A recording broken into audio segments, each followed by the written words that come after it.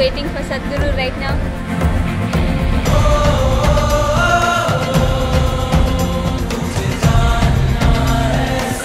We are very thrilled.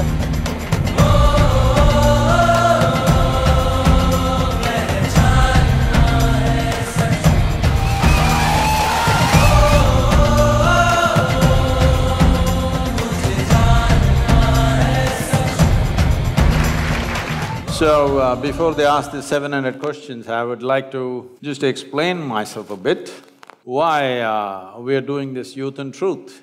It's a very common thing for me. Thousands of people have asked me this question.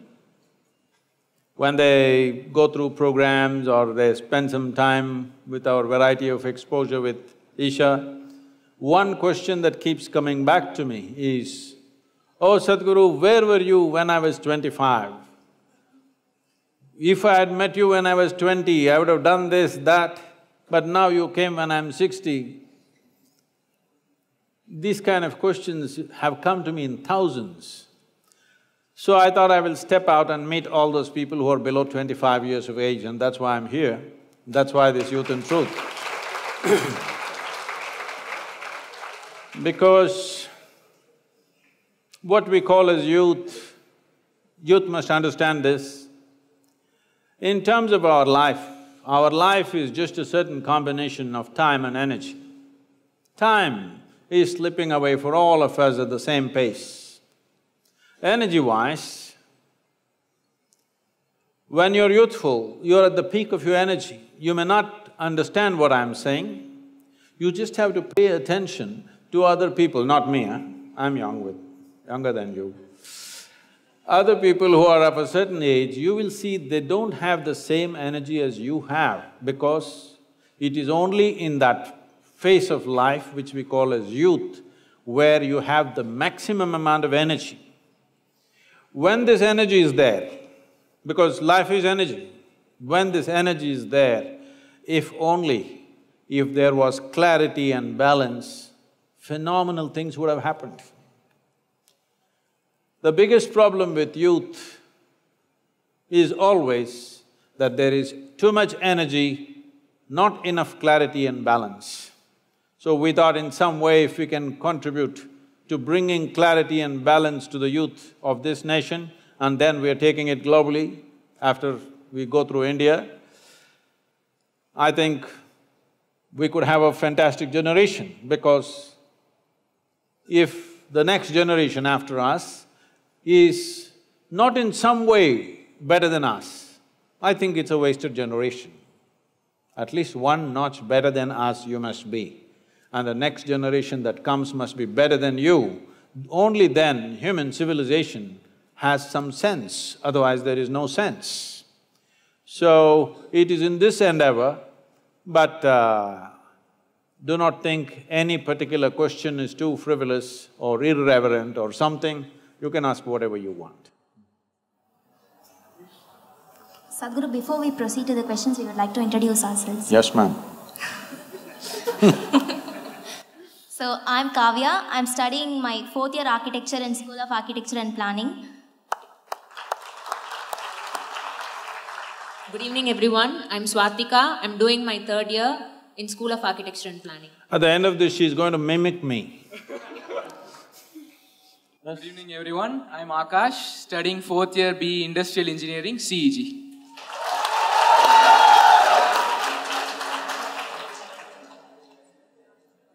Proceeding to the questions.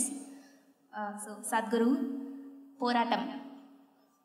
இது இது நான் இப்படி பார்த்துருக்குறேன், எனக்கு அதில் interest இல்லை, அதனால நான் அதெல்லாம் பண்ணல. ஆனால் நான் கவனிச்சிருக்கிறேன், எக்ஸாமினேஷனில் உட்காந்து கொஞ்சம் பேர் இப்படி ஆன்சர் இப்படி வச்சு இப்படி பார்த்துக்கிறாங்க. கேள்வியை காப்பி பண்றீங்களா? இது என்ன இது இப்படி? இல்ல சத்குரு, நான் ஞாபகம் வச்சுக்கிறேன். அப்படி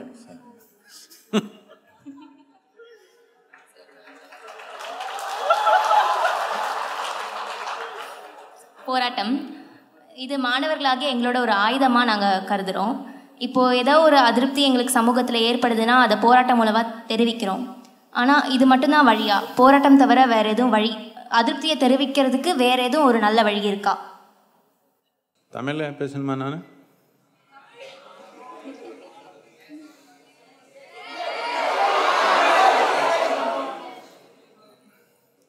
என் தமிழை கொஞ்சம் புரிஞ்சுக்கிறது கொஞ்சம் கஷ்டம்.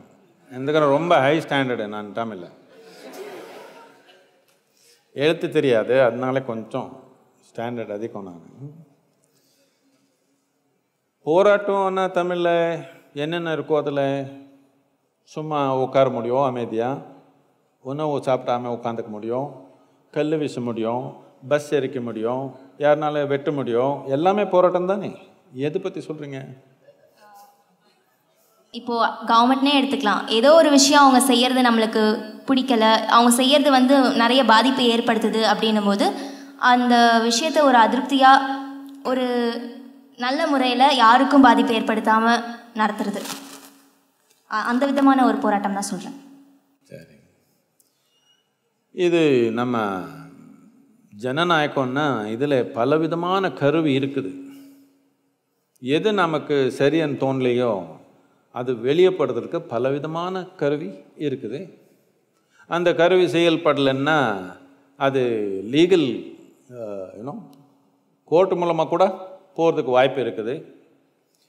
ஆனால் நாம் எப்படி பண்ணுறோன்னா, நாம் யார் எதுக்கு கவனம் கொடுக்க மாட்டோம். அது கோர்ட்டுக்கு போயிடுது, யாரோ சண்டை போட்டுக்கிறாங்க, யாரோ ஒரு வெஸ்டட் இன்ட்ரெஸ்ட் இருப்பாங்க, அவர் தான் கோர்ட்டுக்கு போகிறாங்க. சாமானிய மக்கள் அதெல்லாம் கவனிக்கவே இல்லை, ஏதோ நினச்சிக்கிறாங்க. கோர்ட்டுக்கு போய் நமக்கு எதிர்முறையாக எப்போ வந்துடுச்சோ ஜட்ஜ்மெண்ட்டு, அப்போ போய் ரோட்டில் நாம் போராடுறோம். இது கொஞ்சம் சரியில்லை. என்னத்துக்குன்னா, கோர்ட்டில் ஜட்ஜ்மெண்ட் வந்தப்போ நமக்கு பிடிக்கலன்னு என்ன அர்த்தம் அப்படின்னு அடிப்படையான சட்டம் ஓடிக்கிறதுக்கு முயற்சி பண்ணுறோம். அது சரியில்லை. நாம் நம்ம சமூகத்தில் நமக்கு எது எது முக்கியமானது அது எல்லாமே நம்ம கவனத்தில் வச்சுக்கணும். ஏதோ சரியாக நடக்கலைன்னா அதுக்கு பலவிதமான படி இருக்குது ஜனநாயகத்தில். முதல்ல என்ன பிரச்சனை என்னென்னா, நம்ம இளைஞருக்கு நம்ம கல்லூரியில் நமக்கு ஒரு ஜனநாயகத்தில் நம்ம எப்படி ஈடுபடுறதுன்னு சொல்லி கொடுக்கல. ஏதோ 5 வருஷத்துக்கு ஒரு தடவை ஓட்டு போடுறதே பெரிய வேலைன்னு நினச்சிக்கிறாங்க. அதே போட மாட்டாங்க நிறைய பேர், அதே பெரிய வேலைன்னு நினச்சிக்கிறாங்க. அப்படி இல்லை. ஜனநாயகத்தில் பல நிலையில் நமக்கு ஈடுபடுறதுக்கு வாய்ப்பு இருக்குது. ஆனால் நம்ம கொஞ்சம் கவனமாக நம்ம சமூகத்துக்கு எது நல்லது எது கட்டுதுன்னு கொஞ்சம் கவனித்து பார்த்துருந்தா அந்த படி நம்ம எடுக்க முடியும். ஒன்றும் எடுக்காமல் சுப்ரீம் கோர்ட்டில் போய் தோல்வி போன அப்புறம் நாம் போய் ரோட்டில் ப்ரொடெஸ்ட் பண்ணிக்கிறோம். இது சரியான முறை இல்லை. அப்போ சத்குரு வேறு அந்த ஜனநாயகம்லாம் விட்டுருங்க, ரூல்ஸ் எல்லாம் விட்டுருங்க, அதை தவிர்த்து வேறு என்ன பண்ண முடியும்? மக்களால் எதுவுமே செய்ய முடியாத சூழ்நிலையில் இருக்கும்போது ஒன்று நாம் என்ன புரிஞ்சுக்கணுன்னா, ஜனநாயகம்னா எல்லாருடைய ஆர்வங்களும் இருக்குது. இல்லை என்னுடைய ஆர்வம் மட்டும் இல்லை, எனக்கு ஏதோ ஒரு ஆர்வம் இருக்கலாம், உங்களுக்கு ஒன்று இருக்கலாம். ஆனால் மக்களுக்கு என்ன ஆர்வம்ன்றது கூட பார்க்கணும் தானே. இந்த ஆர்வம் பார்க்குறதுக்காக தான் நாம் எலெக்ஷன் பண்ணுறோம்.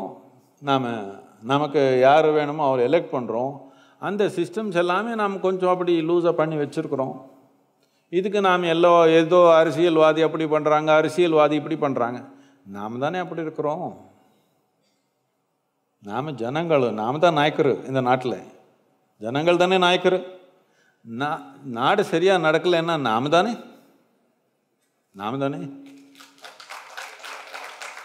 ஆனால் நமக்கு அந்த பொறுப்பு எடுக்கிறதுக்கு ஆசை இல்லை, அதனால கை காட்டுறோம் அவரான்னு. இதெல்லாம் நம்ம கையில் தான் இருக்குது, நம்ம கையில் எடுத்துக்கல. பொறுப்புன்றது இன்னொருத்தர் கையில் கொடுத்துட்டு அதுக்கப்புறம் அதிகாரம்ன்றது என் கையில் இருக்கணும்னா இது நடக்காத வாழ்க்கை. யார் கையில் பொறுப்பு இருக்குதோ அவர் கையில் தான் அதிகாரம். அப்படி தானே வாழ்க்கை, அப்படி தானே நடக்குது. வீட்டில் இருந்தாலும் காலேஜில் இருந்தாலும் நாட்டில் இருந்தாலும் இப்படி தானே நடக்குது. யார் பொறுப்பு எடுக்கிறாங்களோ அவர் கையில் தானே அதிகாரம் இருக்குது. பொறுப்பு எடுக்க மாட்டேன் ஆனால் அதிகாரம் எனக்கு வேணும்னா அப்படி நடக்காது வாழ்க்கை. வாழ்க்கை முறையே அப்படி இல்லை. என் தமிழ் பரவாயில்லையா? ஒன்றும் சொல்ல மாட்டேன்.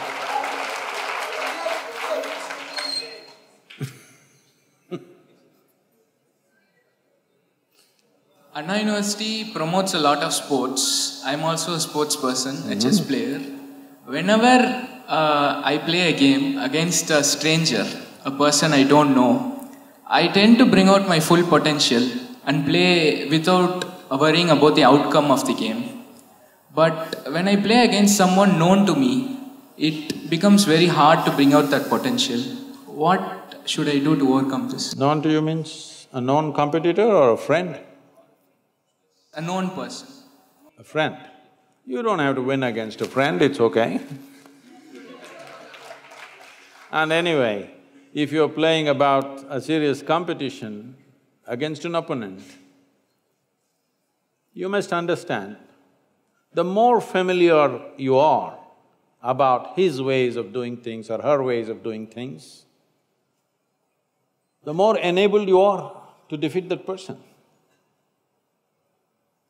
So, an opponent should never be a stranger. Today all sports people are spending hundreds of hours watching videos of their opponents. This happened in the year 98, 99. Andre Agassi and Boris Becker played 3 games. All Boris Becker beat Andre Agassi because he had such a… he was called Boom Boom because… Boris Becker was called Boom Boom because of the service. His serves were so powerful, there was no game. Every time he will serve and finish the game. Nobody returns the ball. So, Andre Agassi went back and studied hundreds of hours of Boris Becker's serves. Then he figured it out. Then in the next 3 years, he played 11 games with him and beat him on 10 of them. And I'll tell you what happened. After Boris Becker retired, they met in Germany, there's something called the Oktoberfest in Germany, they were there.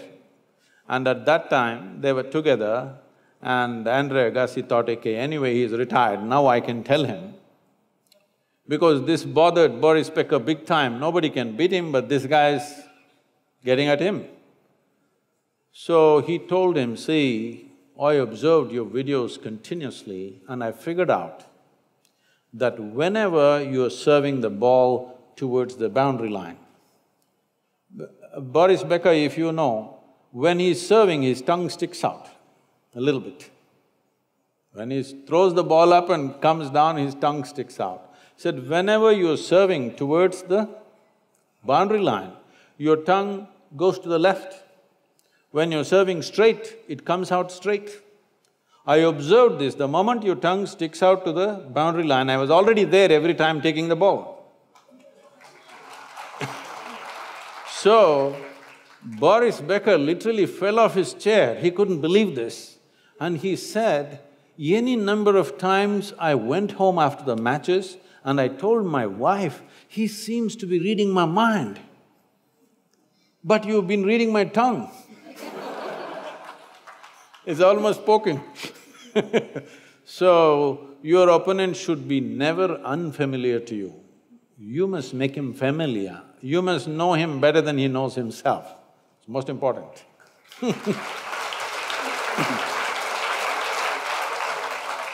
Sadhguru, nowadays there is a small gap between parents and youngsters. Small gap, huh?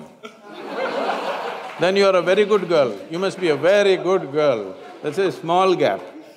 Otherwise, big gap, huh? Hello? Small gap, big gap, huh? Big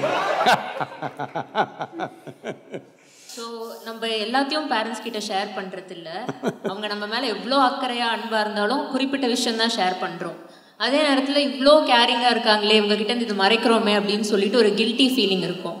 So what can be done to bridge this gap between parents and youngsters? Oh, well, it's a popular question, huh?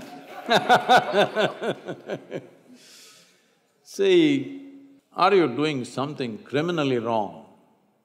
It's something you must look at. Otherwise, as young people, you're doing something which you think is absolute secret, but parents did this 35, 40 years ago. Hello? They did. They were also thinking they are the first generation doing these things. So, one thing is, this is something I've been constantly telling the parents, see, stop being a parent. Nobody needs a parent after 8, 10 years of age. After that, people need a friend. Your parents should have become the closest friend in your life because When you have confusions and troubles, you want to go to the friend, not to your boss. So unfortunately, generation after generation, they make the same mistake, that the moment they have children, because they have children when they don't know what the hell is happening with themselves, first of all. So they are also terribly confused just like you. Because they're confused, the only way is act forceful like a boss. And with this, the relationship becomes far away. Though it's not that there's no love, there is love, but there's no relationship. There's a strange relationship. There's a lot of love, but no relationship. Because relationship needs… See, love can happen within your heart. Love can happen because somebody is yours.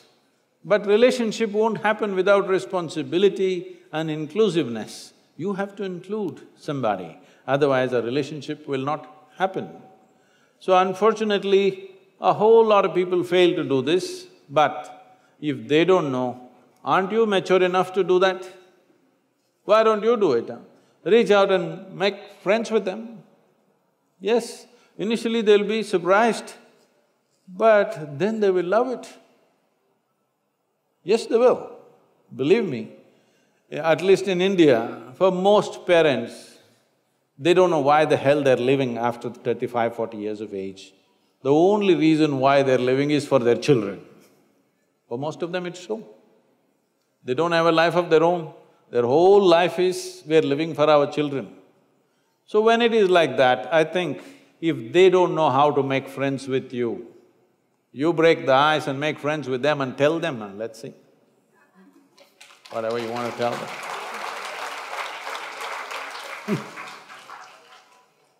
Sadhguru, in my school and college days, I've seen that a lot of highly intelligent people, they tend to keep to themselves. They tend to not do the normal things that people do to be happy. Like, they don't go out, they don't chill, they don't party. They tend to just be concentrated in their work. But are intelligence and happiness tied in any way? See, there are many kinds of pleasures in life. There are physical pleasures, there are biological pleasures, there are intellectual pleasures, there are pleasures of deeper intelligence, there are pleasures of emotion, there are pleasures, enormous pleasures of consciousness. So, someone who is enjoying the pleasure of their intellect or intelligence, for them, what you think is chill in a pub or whatever doesn't make sense to them, because they're enjoying something else. Once you have come here as a human being, your biology is not the front end of your life. Maybe when you're 18, 20, you think so, but you will see it is not so. For every other creature, their biology is the most dominant part of their life. Once you come as a human being, there is an enormous intellect, there are other dimensions of intelligence, emotion, consciousness. So, some people can only enjoy what's physical, some people have intellectual pleasures, some have other dimensions of pleasures. So just because they are not doing what you think is fun, this doesn't mean they are not having fun, it doesn't mean you're playing chess. Somebody else thinks it's nonsense. A whole lot of people think, I'm sure, moving pawns all your life. But you may be having a very intense level of pleasure in just moving a pawn in a brilliant way, yes? So, what kind of pleasure one is involved in may be different, and it should be so. If everybody is into the same thing, that's a dumb society.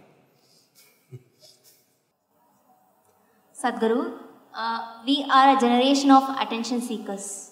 Oh, you? I think most of us would agree with this. Expressing our happiness, our sadness, the details of what we did today, the food we ate, the people whom we met, and posting them on WhatsApp, Facebook, Snapchat, Instagram, etc., etc. So, this expression of this expression, particularly our problems and the state of us being sad. Rather than seeking a solution, speaking to a friend, we tend to post it and then tell the whole world out loud that we are sad. So, is this expression of us on social media wrong? And also the attention seeking. Is this expression of us on social media and the attention seeking wrong? It's not about right and wrong, it is just that at this stage in your life, today, you say something, good or bad, doesn't matter. We don't even want to judge it's good or bad, something private. But you must understand this, particularly with digital media, the damn thing stays for your lifetime, okay? If you wipe it off your Facebook, somebody else will be storing it somewhere. And this may come and confront you somewhere when it is not necessary after 20 years in your life. Yes. So today what you are may be embarrassing for you after 10 years' time. So, well, this social media is a phenomenal tool in our life. Never before this was possible that human beings could communicate like this. But what are we communicating? I think little more thought is needed. You take a selfie with your ice cream and do this and do that. I'm not saying it's right or wrong, just a bit flaky. And tomorrow you may be embarrassed of your own flakiness. If you're not, it's okay. I'm not saying you should do it or should not do it, but little more judiciousness would stand by you through the length of your life, because today what you do should not come and confront you much later. You should be able to, you know. Sadhguru, when certain youngsters face problems or difficulties like failures, breakups, loss, etc., a few go for drugs or alcohol instead of solving the problem and finding solutions. So I want to know, what is that one hope a person can cling on to even when he is fully shattered from within? Oh, so many broken hearts here who are clapping their hands.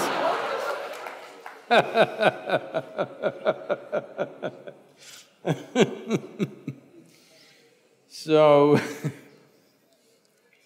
when he is fully shattered, what can he do?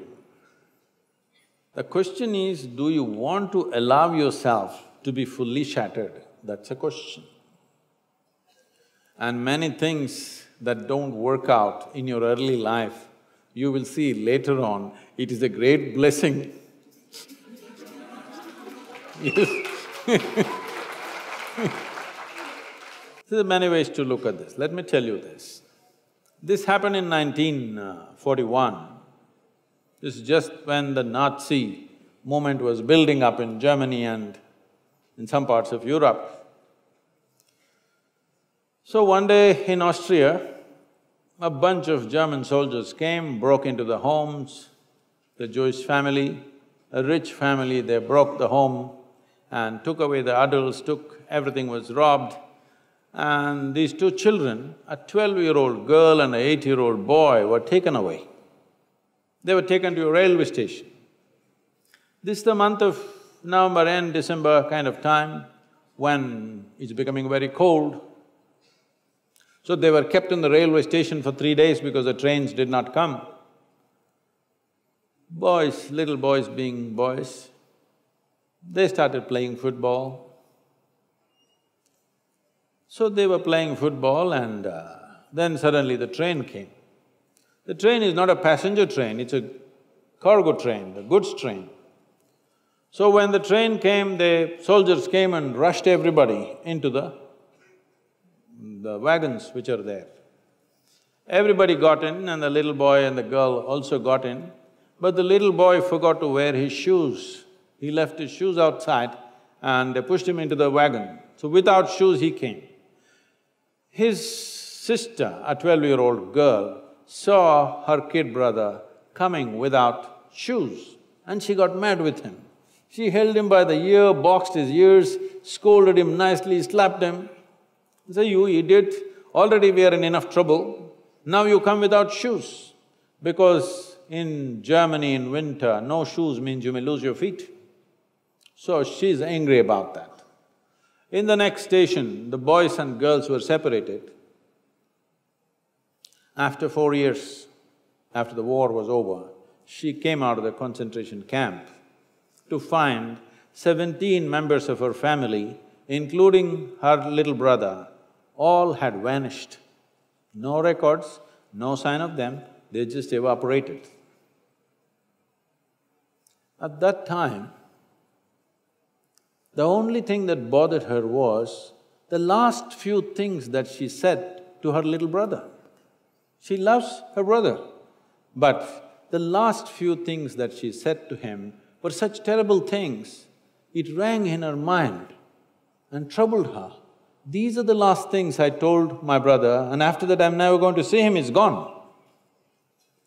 So she took a vow, if I speak to anybody in my life, I will speak in such a way, if this is my last word, I will not regret. This one thing transformed her life in such a way. She went on to United States, she died in 2006, she did some phenomenal work, built a hospital somewhere near Chicago, I think. She lived a fruitful life. I'm saying, even if you're put through the most horrible situations, either you can come out using that experience as a better human being, or you can use the experience to become a horrible mess. So whenever something hurts you, there are two options.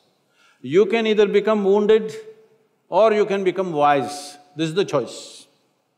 The more things hurt you early on in your life, the wiser you should have become, isn't it? But unfortunately, most people become wounded. This is simply because they just need an excuse to turn their own intelligence against themselves, that's all. Especially if the world around you turns against you, is it not very, very important that your intelligence stands up for you?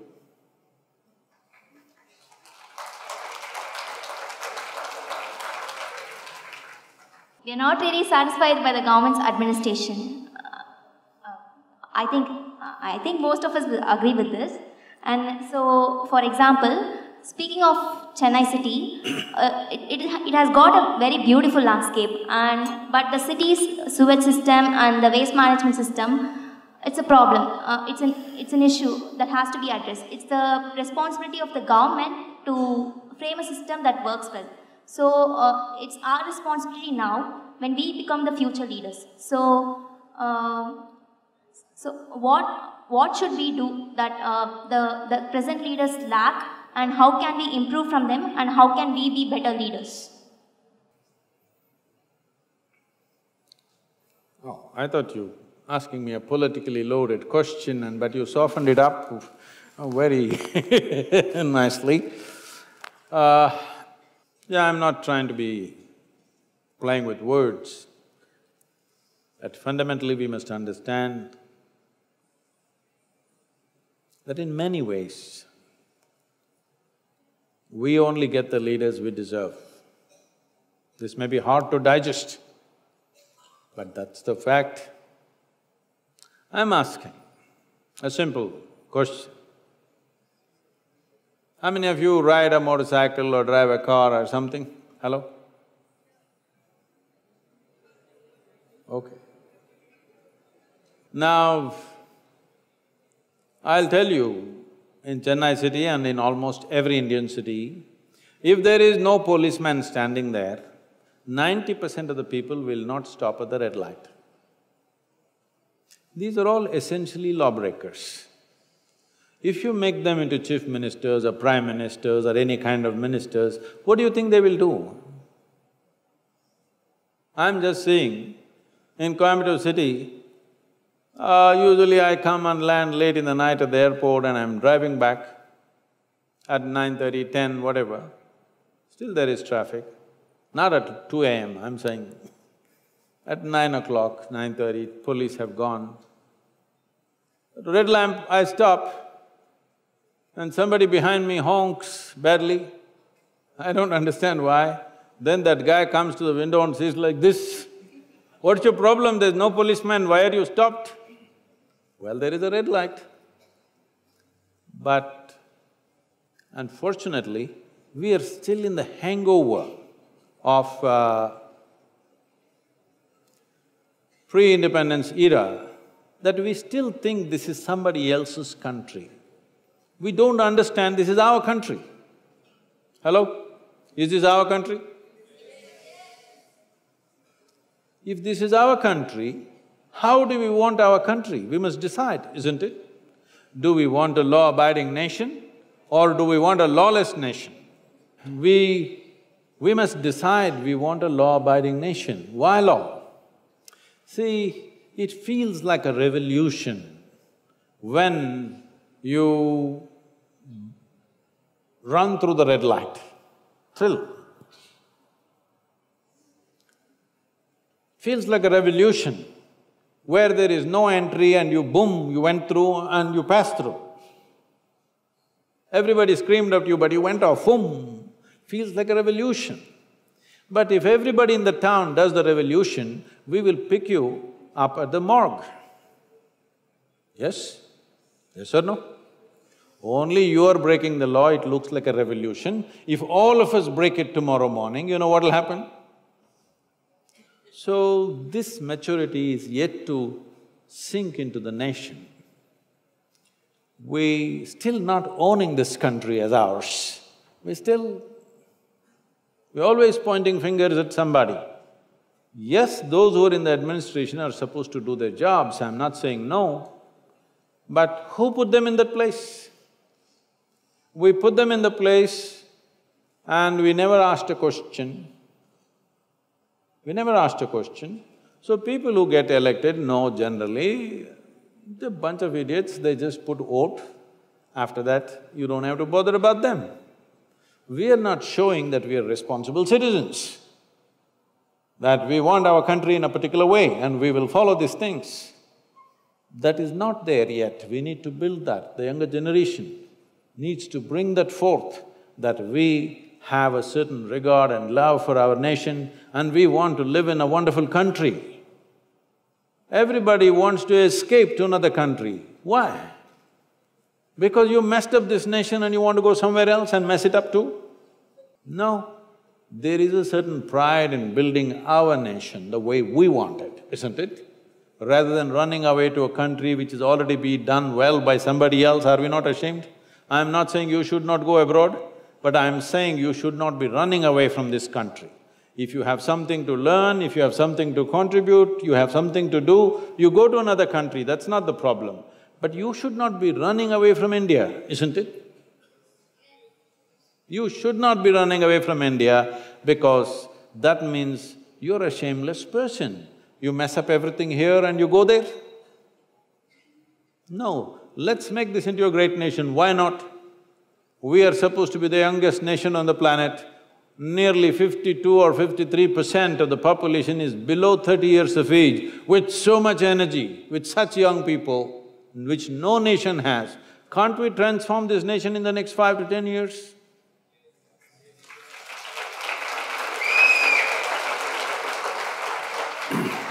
You want to clean Chennai?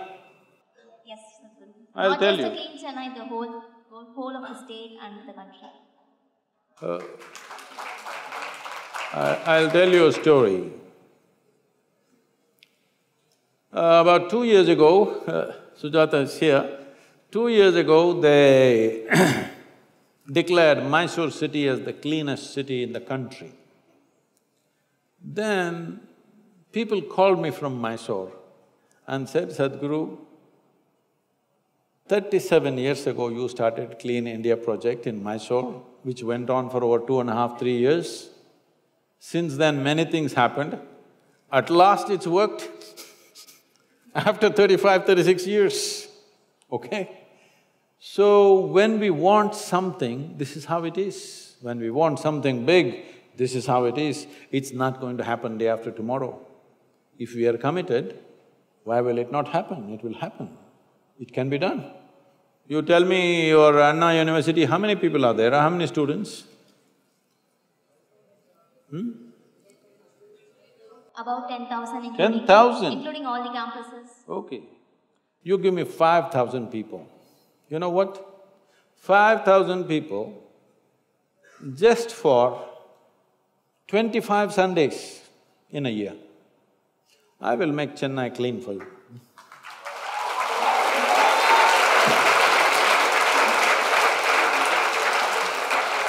But getting that 25 Sundays from 5,000 people, you will see how much trouble.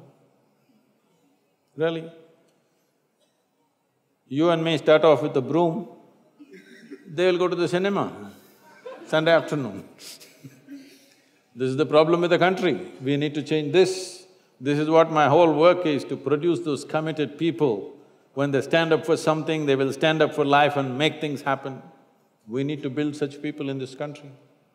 Sadhguru, adding to this, so the whole thing, I think I'm perceiving it as it's our responsibility. So the word responsibility, I think it's not yet instilled in our minds. So how to make everyone sure, how to make everyone learn that we are responsible for our nation, we are responsible for our actions and whatever we are doing. See, this is very fundamental. If we do not understand this one thing, then we are messed up. One reason why we are messed up is because one thing is there are political activists who are always telling you, somebody else, the chief minister, the prime minister, some other bureaucrat, these people are responsible. And there are nice, pious, religious people, they all think God is responsible. Both these people are unfixable. Essentially, the movement that we call as inner engineering is essentially about moving the world from religion to responsibility. From looking up to looking inward, that if human beings do not explore the full depth and dimension of their potential, then human societies will not rise. This is a culture, this is a nation which has produced phenomenal human beings in the past, incredible human beings, geniuses, not one or two, in hundreds. But today, we are struggling for various reasons.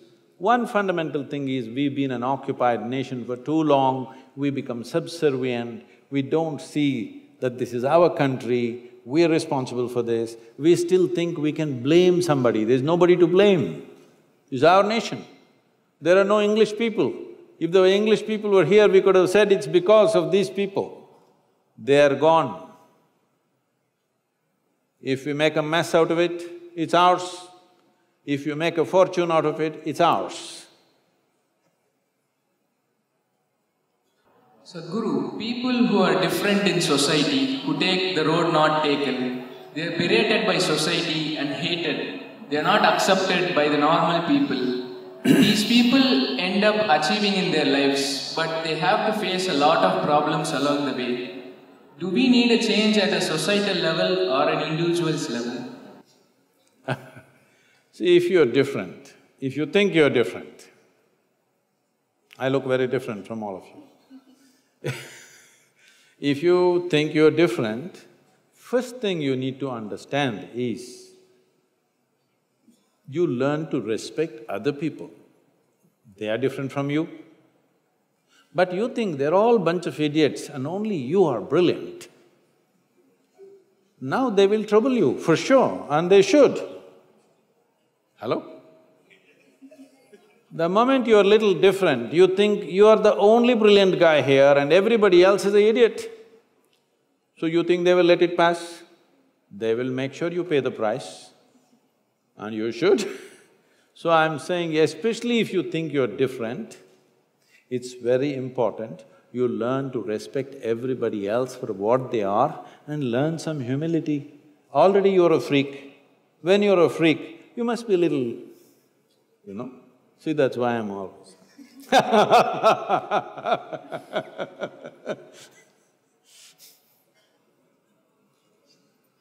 Sadhguru, Is this the nap time in the university?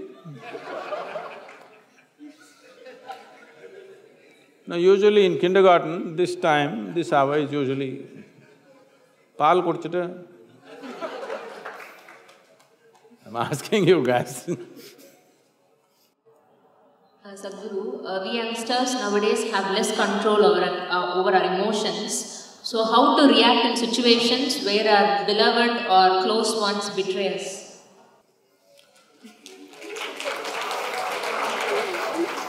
This girl is already heartbroken. See, somebody can betray you or you can think they will betray you only because you have unrealistic expectations of them.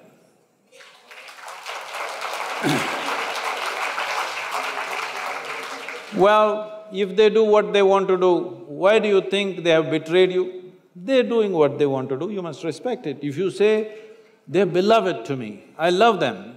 If you love a person, should you let them do what they want to do or should they do what you want them to do?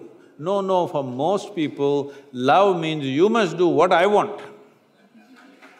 No, love means they can do what they want and we will love them, isn't it?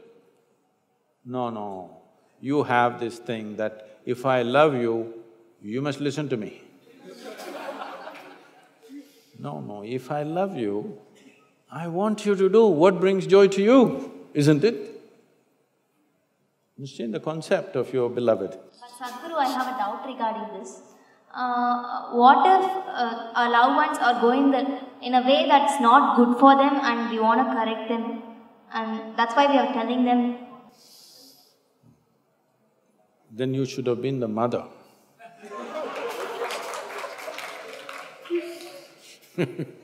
Because I'm not saying that it is never true that somebody may be going off track and you try to do something for them. I'm not saying it's never true, but you don't take this position that somebody is wrong and you're going to fix them. They're doing what they want to do, isn't it? What they want to do right now may not be beneficial for them, possible. But you must look at it sincerely. Are you complaining because it's not beneficial for them or you're complaining because it's not beneficial for you? Most of the time it's this. Genuinely look at it. It's not beneficial for you but it's good for them, please let them do it. But they are damaging themselves, yes, then you have a right to intervene and try to do your best. But not always can you enter somebody's life and do something for them. If I have to enter your life and do something for you, I have to earn it, isn't it? I have to earn a relationship where I can intervene in your life. If you don't earn that, you cannot intervene. So if you're unable to intervene, you must just understand you have not earned that closeness.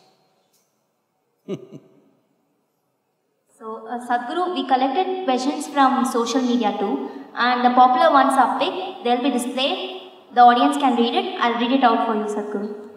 So, the first question, it was asked by Sandhya. கண்டதும் காதல் அப்படின்னு சொல்லுவாங்க. இன்னொருத்தரை பார்த்தாலே ஒரு நல்ல தாக்கம் ஏற்படுது. எப்படி இப்படி நடக்குது? இந்த உள்ளுணர்வு நம்பலாமா? இல்ல இது நிரந்தரமற்றதா? இந்த சூழ்நிலையை எப்படி கையாள்வது?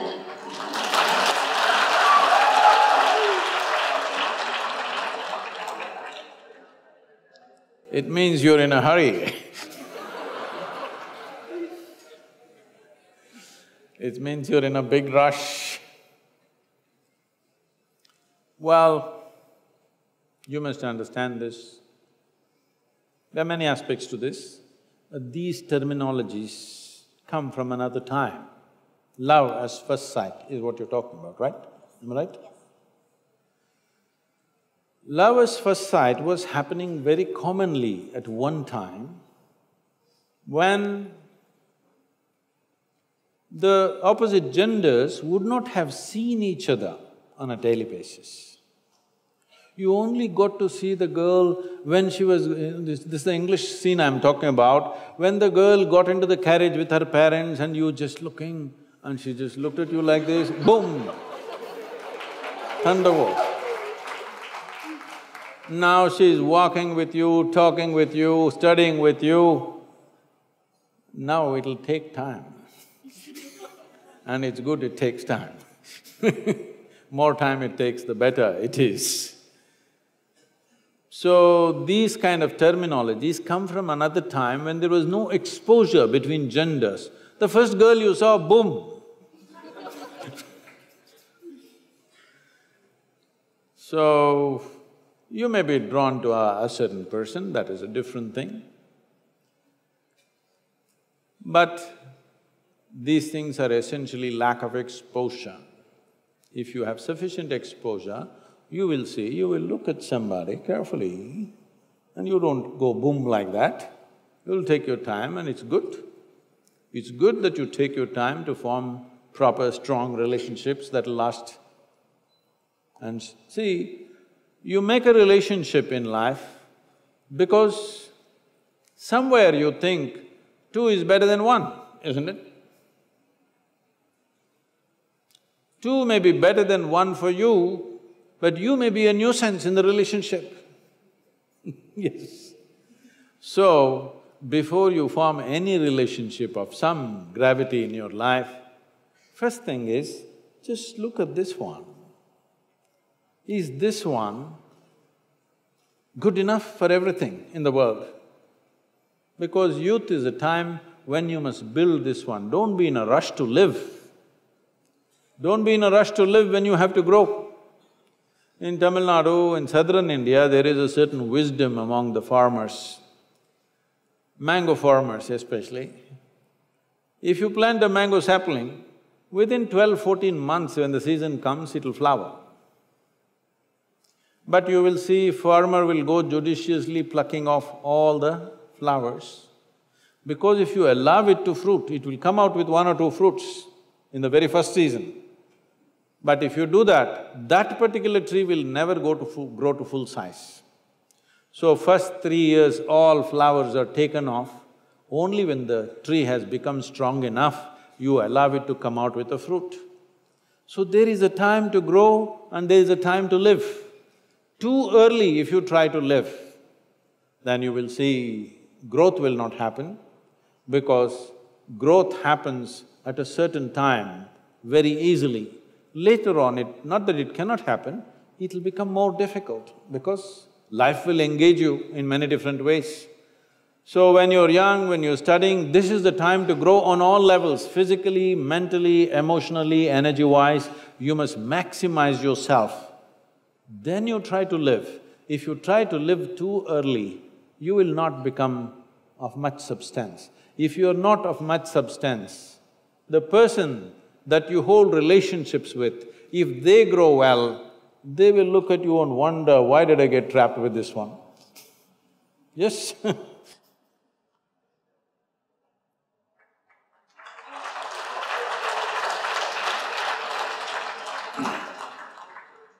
Sadhguru, this question is from Arshad. She says, Hi Sadhguru, I'm 25. My mother was Hindu and my father a Muslim. For years I have tried and practiced both. I couldn't connect with either. Now I feel like I don't belong because I don't believe either. Is religion important? I didn't know questions were so popular. See, with all due respect to all the religious people, see, religion essentially means belief in something. Whenever somebody says, I'm a religious person, they refer to themselves as believers. Yes? Believers. Believe means what? Means You do not know something, but you're not willing to admit, I do not know, so you believe it. I'm saying, if you do not know something, why don't you just say, I do not know? Hello? Is it okay? I do not know something, I say I do not know, because the I do not know is a tremendous possibility. Only when you say I do not know, the longing to know, the seeking to know, and the possibility of knowing becomes a living reality in your life. Everything I do not know, I believe. This has led to a whole lot of things. One thing it does is, it brings you confidence. I believe means it brings you confidence. But confidence without clarity is a disaster. This is a disaster that is unfolding in the world in many different levels. People who don't know a damn thing, who can't see what's in front of them, they are super confident. It's dangerous. If you cannot see, at least you must be hesitant, isn't it? Hello? If you cannot see, you must at least be hesitant. But you cannot see, but you're confident. This is what belief gives you, confidence without clarity. How do you arrive at your belief? There are many ways. Can I tell you a joke? Is it okay? It's a serious question. Are you okay? You're looking so serious, I'm scared of you. This happened in New York City. An 8-year-old boy came home from school in the afternoon. At home, he had a very progressive mother. Obviously, she was single. He came home and asked, Mama, is God man or a woman? See, this is a big debate in America. Is God a man or a woman is a very big debate in America. You know, in the last election, they tried to settle it and you know what happened. The mother thought, being a progressive woman, she thought through all this gender politics that are going on in the country, and after much thinking, she said both. Then the boy went into deep thought. After some time, he came back and asked, Mama, is God black or white? You know, in the previous election, they tried to settle this issue. Because racial politics is a very big thing. She thought through all the racial politics that are going on in the country. After much thinking, she said both. Then the boy went into profound thought. After much thinking, he came back and asked, Mama, is God straight or gay? She thought through all the politics concerned with that aspect of life, and she said both. Then the boy jumped in joy, I got it, it's Michael Jackson.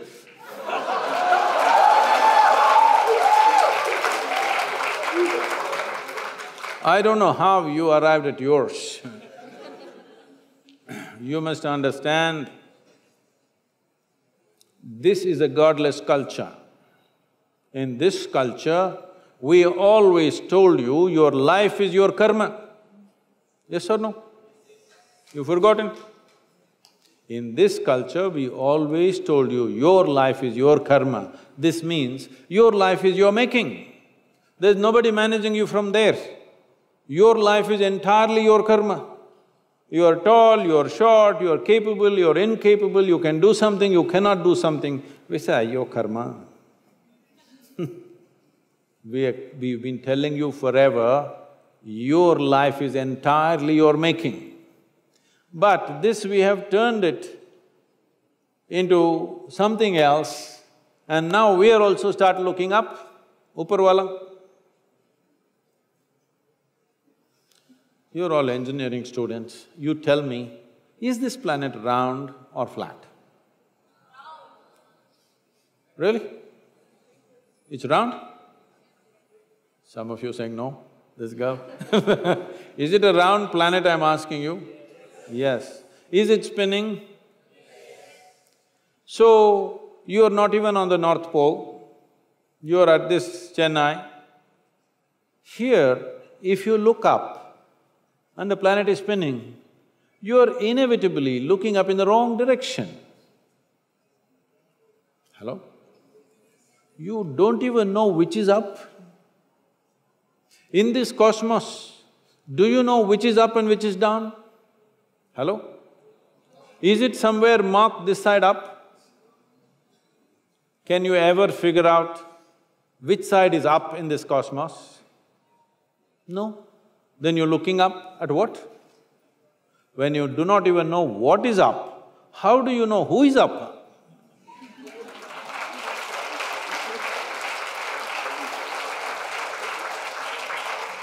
Does it mean to say, I created the universe? No. Obviously, before you and me came, everything was here, isn't it? So now, you must at least say, I really don't know.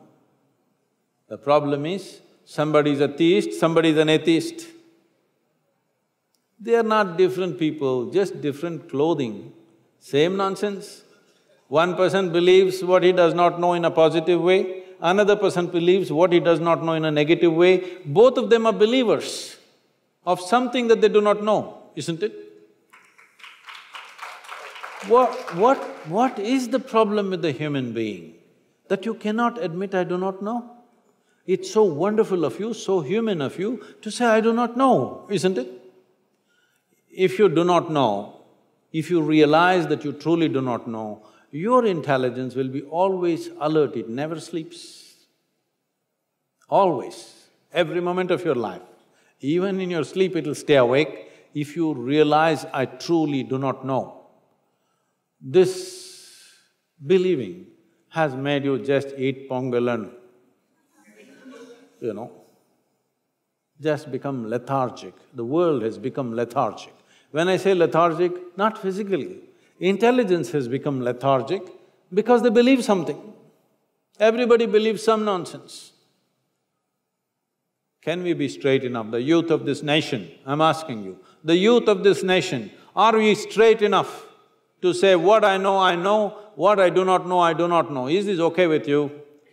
The youth of India, I'm asking you. Sadhguru, this question is from Kunal Galwani. From yogis of ancient times to popular movies like Interstellar, there have been stories and some seemingly real instances about time travel. Is time travel really possible? If yes, how can I make myself capable of time travel? You want to go back to the past or future? He didn't tell you. See, these things have been misunderstood very badly because science and mysticism is coming to you from Hollywood movies, unfortunately. In this culture, we've had people whom we refer to as Trikalagnanis. There are three dimensions of experience in your life. There is something called as past, which is a bank of memory within you. There is something called as present, which is a living experience right now.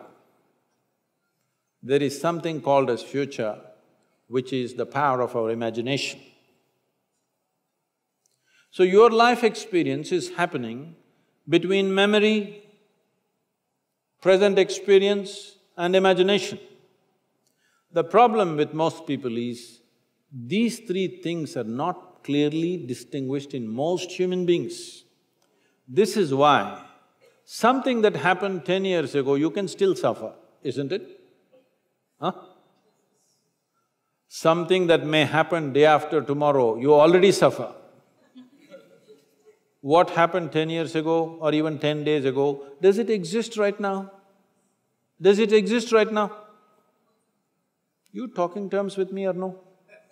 Hello? Does it exist right now? No. What may happen day after tomorrow, does it exist right now? No. So if you suffer something that does not exist, should we call you sane or insane? Hey, it's a question, don't clap. It's a disgrace. If you are suffering something that does not exist, is it sanity or insanity? How many people that you know, including yourself, are insane like this? They suffer things which don't exist. Nearly 99.99, isn't it? Happening all the time. So these are all idiots who are doing time travel.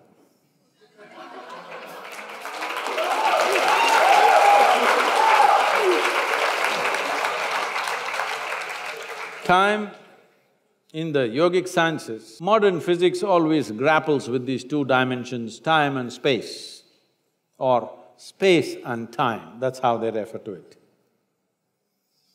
In yoga, we call this kala.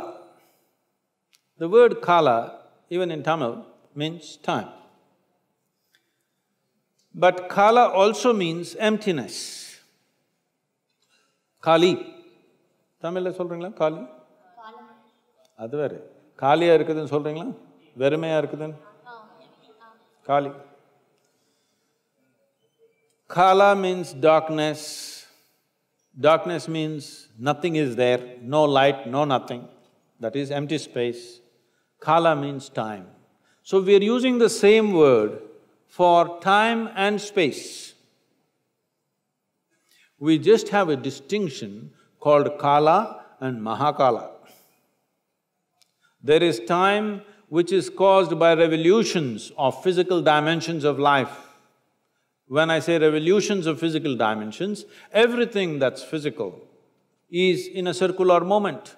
Whether it's an atom or it's a whole cosmos, everything is in circular moment. The planets, the universes, everything. Everything that's physical essentially is in circular moment. So this is Kala, the time that you know because of rotation of physical objects. If the planet spins once, we call it a day. If the moon goes around, we call it a month. If the planet goes around the sun, we call it a year. This is the only way you know time.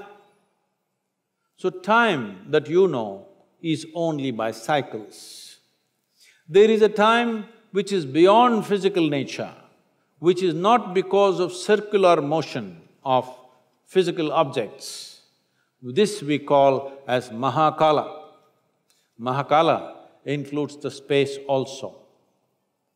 Generally in modern physics, the general understanding is because there is space, because there is distance, there is time. If you want to travel from point A to point B, you need time. But in the yogic sciences, from our experience, we see it like this, because there is time, there is a possibility of space. It's very beautifully put by Adiyogi, over 15,000 years ago. When these seven sages, his first disciples, asked him, what is the nature of this cosmos? Where does it begin? Where does it end? How big is it? He laughed and he said, your cosmos, I can pack it into a mustard seed. Very efficient packing, isn't it? He said, this entire cosmos, I can pack it into a mustard seed because it is only a consequence of time. The space and the distance is only a consequence of time. So we call people Trikalagnanis, and we also call people as Akalagnanis. That means timeless people, people who are timeless. Timeless means what? You're sitting here right now. If I make you sit here for another 6 hours, no, it doesn't take that much for you. If I make you sit here for another 2 hours, Sadhguru, at least water. Okay, drink water. Drink water means Sadhguru. That calls, okay, go and come. Another 2 hours, Sadhguru. Okay, we give you that. After that, you don't ask permission. Your body is cycles of time, isn't it? You don't have to look at the watch.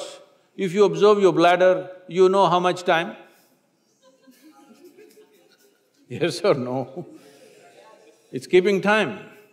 So, your sense of time right now is only because of your physical identity. If you can sit here without any sense of body, then you don't know time. You've heard of people who sat for hours on end, days on end.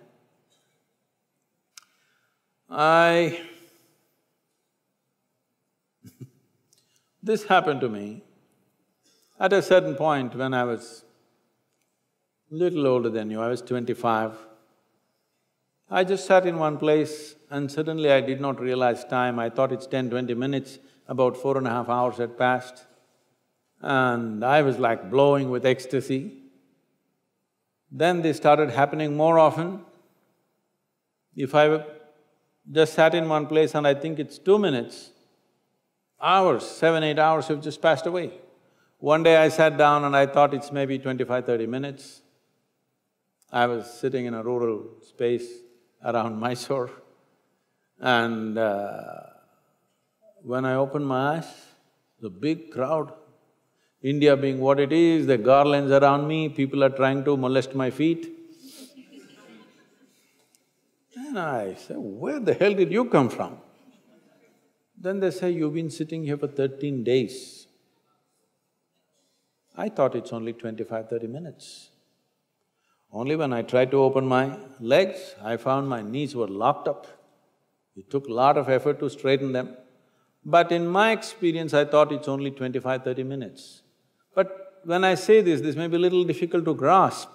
But have you noticed, on a particular day you were very joyful. 24 hours, poof, went off like 10 minutes. Is that so? Another day you're a little depressed. 24 hours feels like a lifetime. Yes or no? Time is a very relative experience. People say, how long a minute is depends on which side of the bathroom door you are. You go there and knock and they say, hey, just 1 minute, wait. 1 minute.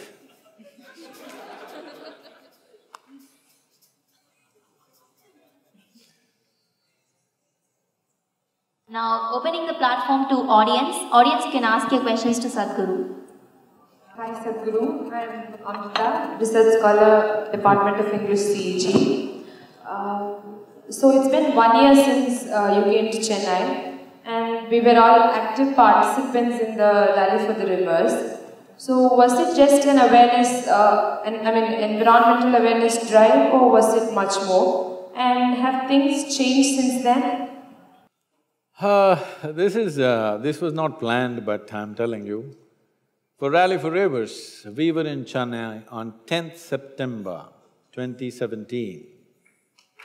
Today is exactly 1 year. This was not planned, somehow this felt like that. In 1 year, much more than we expected has happened. One thing is, we have formed a very eminent board where a former chairperson of ISRO, the Space Research Organization, is part of the Rally for Rivers now in the active board. There's a Supreme Court judge who's part of it. The CEO of the World Wildlife Fund is in the board. And the expert on Farmers Producer Organization, who is known as the father of FPOs, is with us. And the foremost water expert in the country, he is with us. So we have a fantastic board right now. On the ground, what has happened is, we presented this to the Prime Minister at the end of September 2017. I presented this document, which is about 760 pages of recommendations of different things that needs to be done with our rivers. I presented this to him around 6:15, 6:20 in the evening. At 11 o'clock next day morning, our office gets a call from the Prime Minister's office that they want a soft copy because Prime Minister has already formed a special group to address these issues. I thought, this is quick for a government. Then I requested that this should not go to the Environment Ministry. This must go to the economic planning body called Niti Aayog right now. Why I said this was, in the Environment Ministry there are any number of files like this will become one more file. The uniqueness of Rally for Rivers is, that it's an economic policy with an ecological impact. Otherwise, normally how ecology is understood is, ecological protest means 25 people will stand on the street corner and protest against something, against a dam, against a road, against something or something. The most important thing is that we wanted to marry economy and ecology, that the way we do our economy need not be against our ecology. This is the fundamental of Rally for Rivers. And then the United Nations took it up. We became partners with United Nations Ecological Project. You must… I wish we had played that… do we have that video, that 2-minute video of Eric Solheim, if it's possible? And it was adopted by them, and we launched a decade of action. On March 22nd, we launched a decade of action with UN across the world. In all the tropical countries, this is decade of not talking or planning, decade of action with a huge budget behind it. So this work is going on in various countries because the recommendations we gave are relevant for all tropical nations. Some of the things that have been recommended are largely towards farming because most of the riverside lands are farmed in this country, except the upper riparian lands which may be catchment. Most of the length of the river is farmed. So one important aspect is to make more food come from trees than from crops. This was the basic thing. So today, we have gone into this mode. Some states have taken steps where they want to convert 50% of their farming activity into horticulture. Andhra Pradesh has taken this step. We've been part of that. And in Maharashtra, we are planting 50 crore trees along the riverbeds. In Karnataka, in the Kaveri catchment, which is important for Tamil Nadu, we are planting 25 crore trees with Karnataka government. And in 6 other states in the country, we have signed MOUs for which action is in the process. And 84% of river water in this country is used for agriculture. So, how we use water for agriculture is an important thing. So one thing we came up with is integrated irrigation systems, micro-irrigation systems. The biggest problem in India is there is no scale. That means farmers' holdings are very small, very inefficient ways of doing things. For every 2 acres, there is a borewell and a borewell and a borewell. Water that was stored for 1,000,000 years is being pumped out without any sense of responsibility because every farm is… average holding is 1 hectare, 2¼ acres in this country. So everybody has a borewell. To what extent means, in Coimbatore area, which is a rich agricultural land where we are, I just met a farmer who's 27 years of age. He has 3½ acres of land. I asked him, what's your water source? He says he has dug 9 borewells in 3½ acres. 9 borewells means nearly 1 crore rupees. 1 crore rupees means, in 3½ acres, either someday he has to sell his land or run away from the village or hang from a tree. This is all the option is. There is no question of he earning 1 crore rupees, paying interest and paying back the money. There is no such possibility in 3½ acres. So we are driving our farming community in this direction. So we took up Yavatmal. Have you heard of Yavatmal? Maharashtra, anybody from Maharashtra? Yavatmal, you heard of Yavatmal? Where the Vagari river, 54-kilometer stretch of the river we've taken, Yavatmal is the epicenter of farmer suicides. Now with Maharashtra government, we produced our volunteers.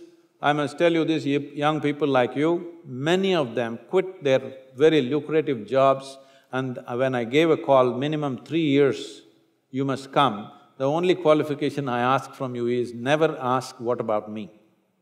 For 3 years.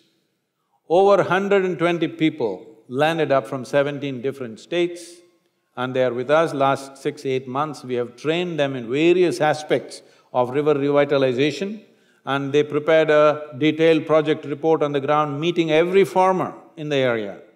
7,600 families, every one of them have been met, and I have promised Maharashtra government, in 2 to 3 years' time, we will see Yavatmal doesn't have a single suicide.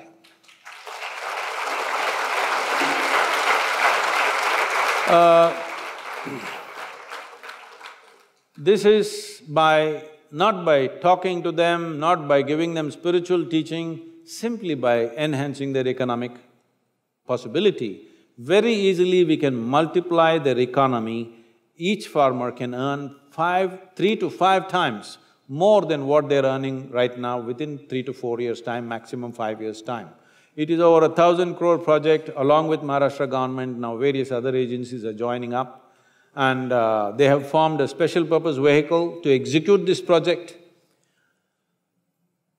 The idea is to set up a large-scale module where successfully farmers' life can be transformed in a matter of 3 to 5 years. If modules like this come up in a few states, then it'll go like wildfire. Right now we are looking at creating one module in the south, one module in the north, so that people can see there is economic success. Any amount of preaching and teaching is not going to work if we make an economically successful module which will also preserve our ecological wealth that we have in this country. That is the only way forward, and we have done this in small scale in Tamil Nadu and various other places, but now we are going for a major model there in Maharashtra. We could be doing another model in Karnataka. Karnataka is one state which has experimented with micro-irrigation in a big way. And we got 5,000 crores allotted for micro-irrigation this year. And central government has promised every year they will allocate 5,000 crores. But the problem is this, the scale is small.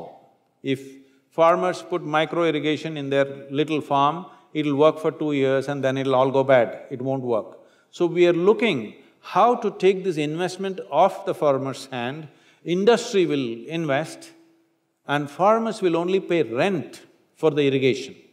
One major revolution is possible in this, that is, right now farmers are going to the land every day. One thing is to assert, this is my land.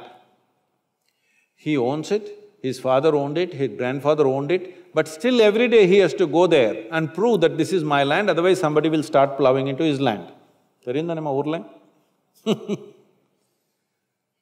So one thing is to digitally survey everything and put it in format. We want to bring 10 to 50,000 farmers together and make an integrated irrigation system. If you do this, the farmer need not go to the land every day. Another reason why he goes to the farm is just to turn on the pump. 60 to 65 days, if a farmer goes to his land, effectively he can grow 2 crops in a year. This means 300 days in a year, 500 million people, their hands will become free.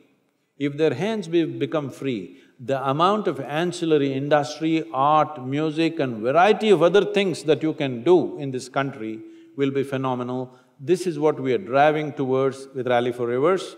And also, it's taken off very well with the United Nations and they're taking this up. You must see the way the Rally for Rivers document is appreciated in UN, you won't believe this. How they took it and how they embraced it the moment they saw it, because they wanted a plan where it is not ecology versus economy. It is economy and ecology together, complementary to each other. That's what is happening. Young people can stand up and volunteer for short periods of time in your vacations or whatever in this many areas where action is happening. Next year, if things go right with the Karnataka government, the political instability, if that thing goes well, probably in the next monsoon, we will be going for a major plantation in Karnataka, the Kaveri catchment area. It'll be very nice if Tamil people, young people from Tamil Nadu come there and volunteer and work in Karnataka, because the river belongs to the people who live along the river. It doesn't matter what language we speak.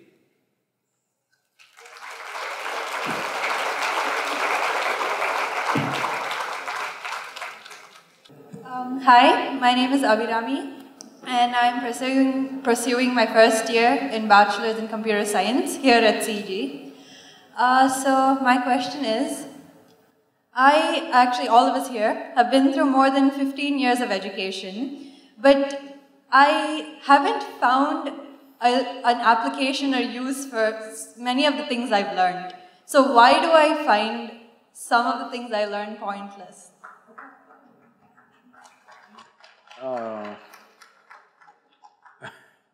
No, that should not be happening in an engineering college. I can understand that in a high school.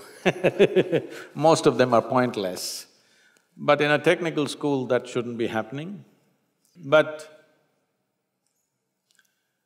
the important thing is our education system. I wouldn't say that so much about the technical schools like this, but largely our education system was created just to provide clerks for Her Majesty's service. There was no imagination behind it. Obedience was the most important aspect of our education system. This is why you have to just mug up a whole textbook and puke it there, and that's what's supposed to be excellence in education. I wouldn't say that about technical education, I think it's different. So, right now, we wrote a policy on textiles in India, we wrote a policy on the rivers and agriculture. Right now, we are busy writing a policy on education. Of my constant push, recently government announced that in future, in the schools, only 50% of the time in school should be focused towards academics, rest should be focused towards sport, art, music, craft and variety of things.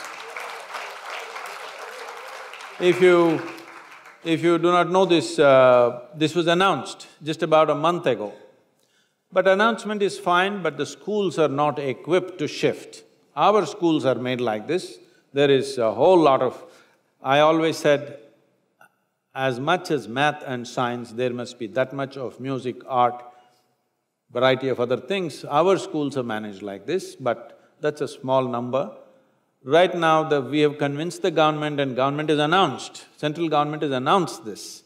But to implement it on the ground, it's still far away because it needs infrastructure, it needs human infrastructure, it needs physical infrastructure, training and various things which are yet to happen in this country, it'll take time. But at least that intention has come, and we are seeing how schools, academic part of the school for a whole lot of children should not be more than 3 to 4 hours a day max. 3.5 hours is all I'm thinking about. Rest of the time, they must learn other things. Right now, we have created a nation where if a farmer's son goes to the farm with his father, father can be arrested for child labor. Yes, really.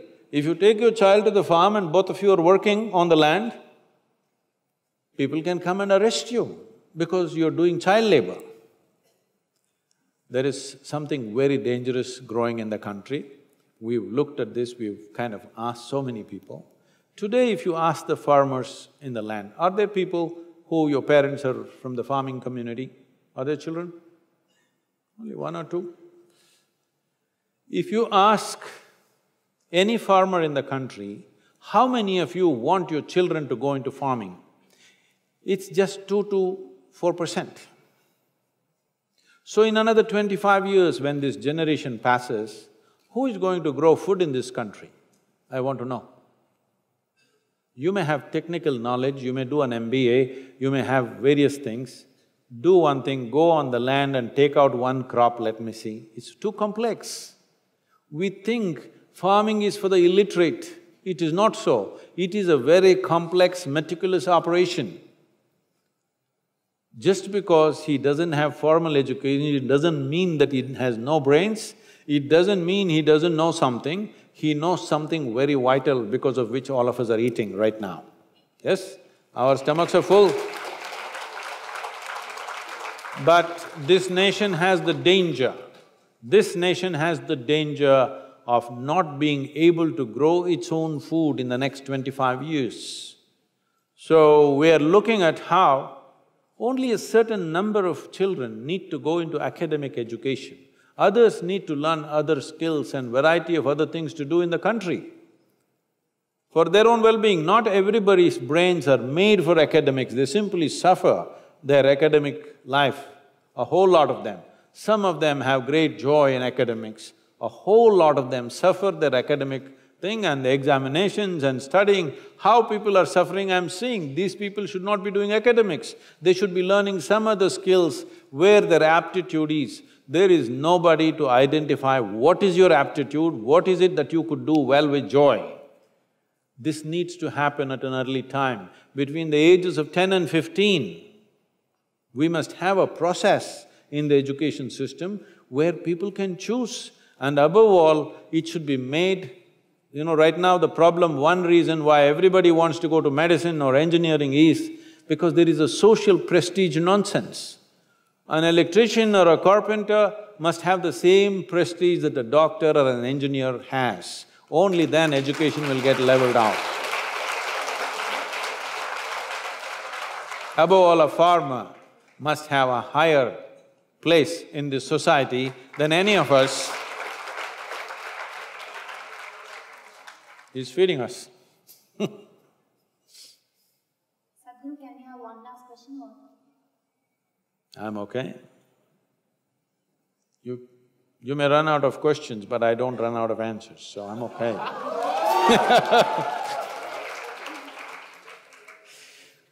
Good evening, sir. I'm Kaushik Aravind from College of Engineering, Guindy. My question is, இப்போ தமிழ்நாடுல ட்ரெண்டிங்கா இருக்கிற விஷயம் பார்த்தீங்கன்னா movie stars, top movie stars அவங்க prime time முடிஞ்சவொடனே டைரெக்டாக பாலிடிக்ஸ்க்கு வந்துடுறாங்க.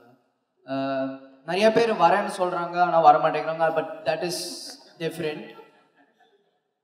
நாங்கள் teenagers ஒரு காமன் பீப்புள் அவங்கள வந்து மூவியில் பார்க்கும்போது we admire them and we admire their different roles, but should we support their political role? That is my question. Should we encourage them to perform that role? See, as we are a democratic nation, anybody can get into political life. Anybody can become a leader in this country. This is the fundamental right in a democratic process. Now, somebody may be… well, this has become… it's very cliché to even say this now. A tea seller can become a prime minister. This is a fantastic thing. This is a fantastic thing that in a country, somebody who sold tea on the railway station can grow to become a prime minister.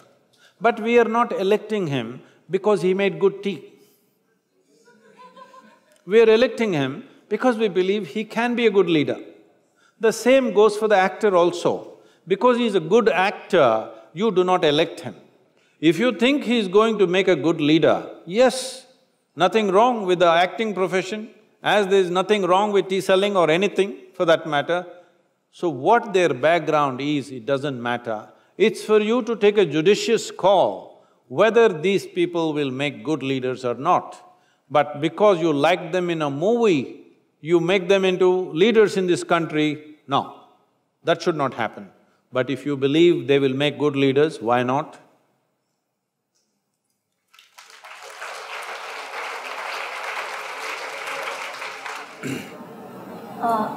Thank you, Sadhguru, for answering all our questions. We feel privileged to have got answers from you, and there's a lot of clarity that we have now. It is… The spark you ignited in us will be carried on, I'm sure, and people will learn from this. Oh, carrying a spark is no good. If somebody gives you a spark, you must burst into a flame. Only then it's worthwhile, the spark, isn't it? If you carry just the spark, what's the point? Anyway, all of you, I want you to understand one thing. We are at a phenomenal time in terms of technology, in terms of empowerment that human beings have. Never before humanity was as empowered as it is today. Yes or no? Never before.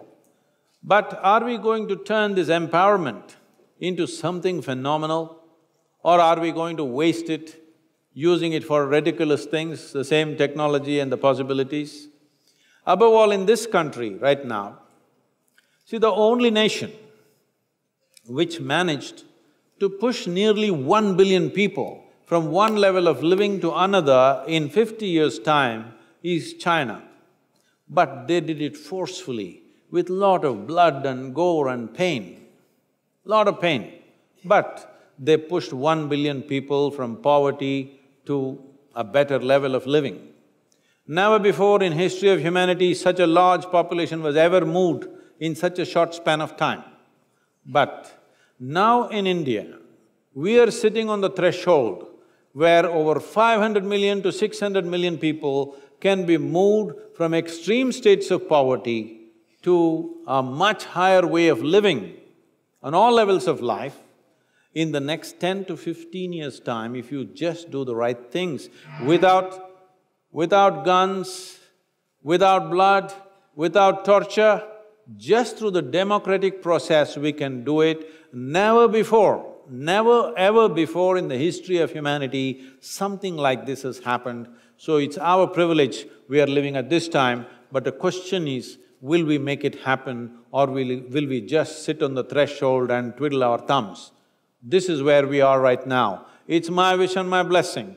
All of us should use this empowerment that we have into a phenomenal process that of all the generations which have lived till now, we have the possibility that people can look at us as the greatest generation ever till now.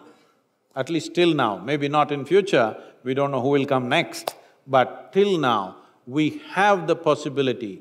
Will we make it possible? Because always between possibility and reality there's a distance. It takes commitment and courage to walk that distance. I'm asking all of you, do you have the commitment and courage to walk that distance, make this into a great nation and a great contribution to the rest of the world? Thank you very much.